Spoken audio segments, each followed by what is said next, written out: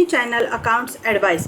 यहाँ पे हम सीख रहे हैं टैली प्राइम में पेरोल इम्प्लीमेंटेशन कैसे करते हैं। यहाँ पे हमने टैली पेरोल की एक सीरीज़ बनाई है। उस सीरीज़ में हमने बेसिक और एडवांस के कुछ वीडियोस ऑलरेडी हमारे चैनल पे अपलोड किए हैं। वो वीडियोस की लिंक आपको डिस्क्रिप्शन बॉक्स में मिल जाएगी। आज के वीडियो जो हम बना रहे हैं वो वीडियो है NPS, national pension scheme under payroll. दोस्तों, हर एक को पता है नेशनल पेंशन स्कीम एक इन्वेस्टमेंट प्लान है जिसमें हम इन्वेस्ट कर सकते हैं थ्रू आवर सैलरी।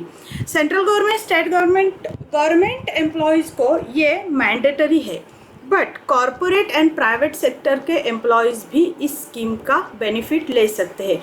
ज़्यादा करके एटीसी के डिडक्शंस जो इनकम टैक्स में रहते हैं उसके बेनिफिट के लिए ज़्यादा करके लोग एनपीएस में हमारा कंट्रीब्यूशन रखते हैं।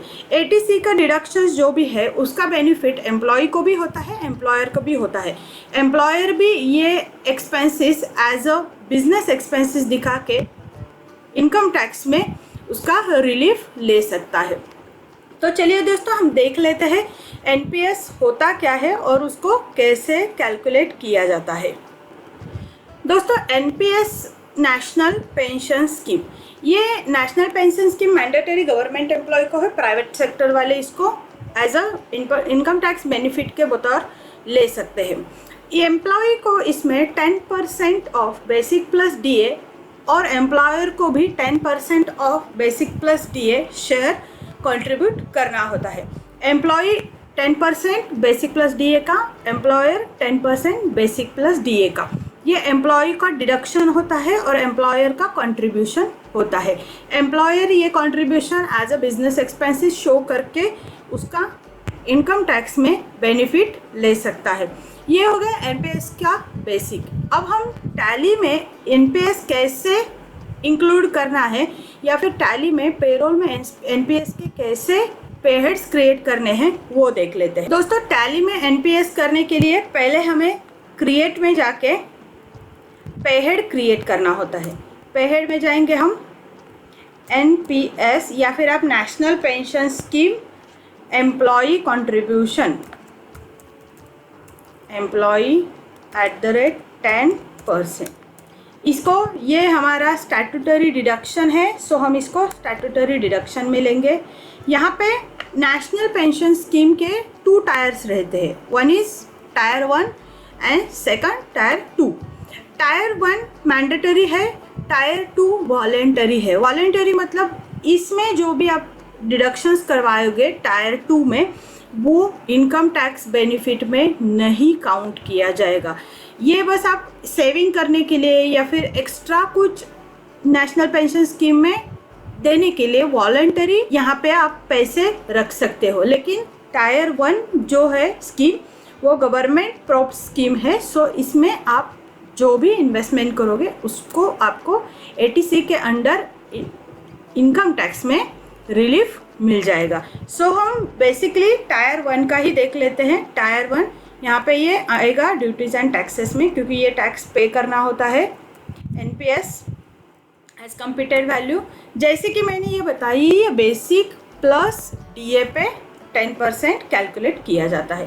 सो हम बेसिक पे लेंगे, यहाँ पे बेसिक एड पे head dearness allowance, okay, on specified formula basic plus DA पे ये परसेंटेज है 10%, ओके। इस तरह से आप एनपीएस का पे हेड क्रिएट कर सकते हैं। ये पे हेड क्रिएट करने के बाद हमें, ये हो गया एम्प्लॉय साइड, हमें एनपीएस का एम्प्लॉयर साइड पे हेड भी क्रिएट करना पड़ता है।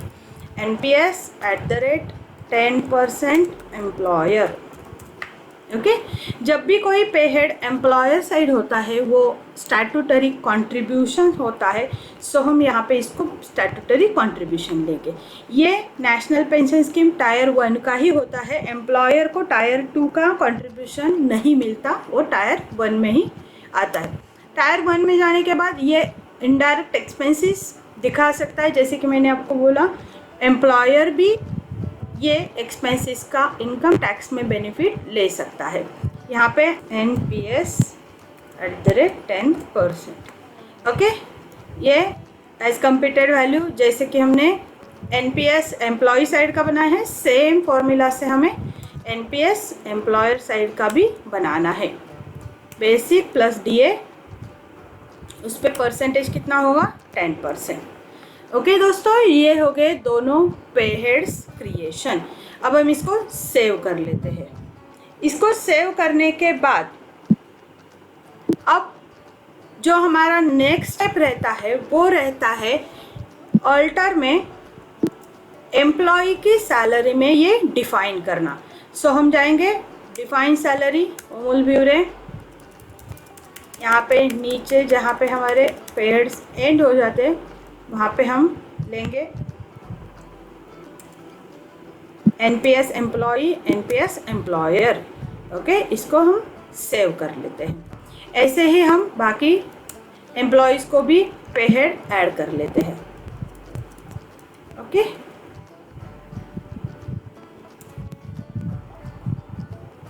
NPS NPS. Okay,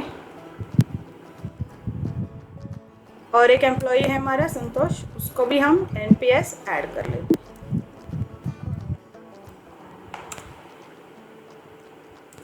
NPS employee, NPS employer. Okay, ये हो जाने के बाद जो हम रेगुलर पेरोल की एंट्री करते हैं वो एंट्री हमें पास करनी होती है। ये हो जाने के बाद हम वाउचर में जाएंगे, F10 अदर वाउचर, इसमें हम पेरोल लेंगे क्योंकि हमने अटेंडेंस ऑलरेडी कर ली है, हम बस यहाँ पे पेरोल करेंगे। यहाँ पे ऑटोफिल में जाएंगे, ऑटोफिल में पेरोल ऑटोफिल, ये हमारी रेगुलर सैलरी की एंट्री है। सो हम यहाँ पे सैलरी लेंगे 1 अप्रैल टू 30 अप्रैल, वो मंथ का है। ऑल आइटम्स एम्प्लॉय, यहाँ पे सैलरी पेएबल। सैलरी पेएबल हो जाने के बाद आपके जितने भी एम्प्लॉयज़ है उसका ऑटोमेटिक पेरोल हो जाएगा।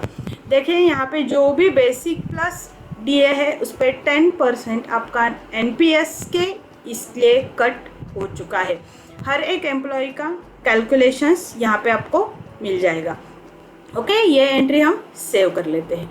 ये हो गई एम्प्लॉय साइड एनपीएस की एंट्री। अब हमें एम्प्लॉयर साइड एनपीएस की एक अलग से पेरोल एंट्री करनी पड़ती है।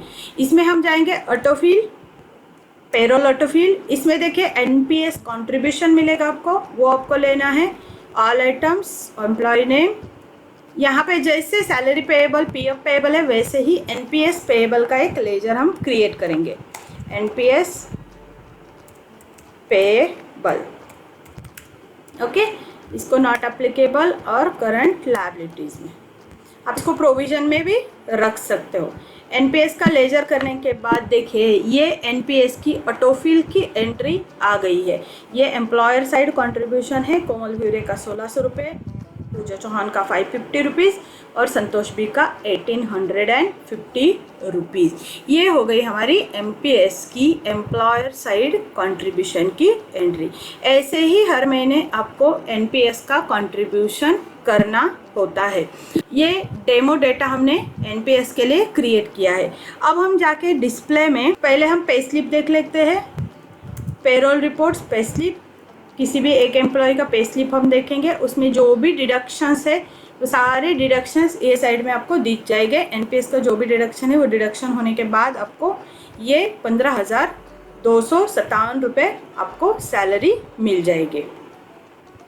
ये हो गई सैलरी स्लिप। सैलरी स्लिप के बाद हम स्टैट्यूटरी रिपोर्ट में, पेरोल रिपोर्ट में जाएंगे और नेशनल पेंशन स्कीम का जो रिपोर्ट है उसको हम देख लेंगे। सब्सक्राइबर कंट्रीब्यूशन मतलब एम्प्लॉयर साइड कंट्रीब्यूशन होता है।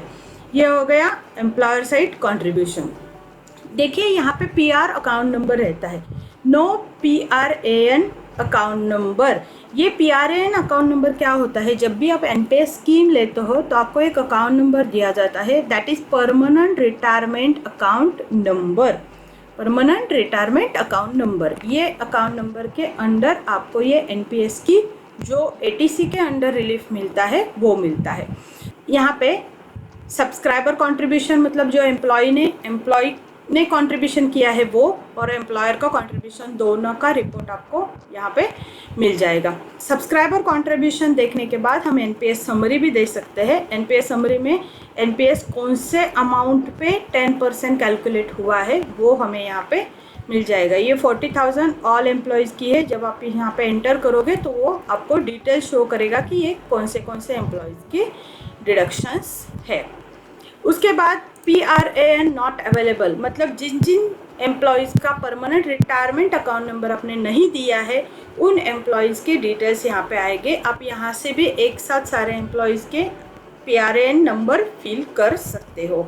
तो दोस्तों ये है हमारा NPS under payroll, national pension scheme under payroll. दोस्तों अगर आपको ये वीडियो अच्छी लगी हो तो हमारे चैनल अकाउंट्स एडवाइस को लाइक एंड शेयर ज़रूर करना और चैनल को सब्सक्राइब करना ना भूलना, ताकि हमारी जो नेक्स्ट वीडियो इनकम टैक्स की आने वाली है उस वीडियो का नोटिफिकेशन आपको मिल जाए। दोस्तों अगर ये वीडियो अच्छी लगी हो तो लाइक एंड शेयर ज़रूर करना। धन्यवाद।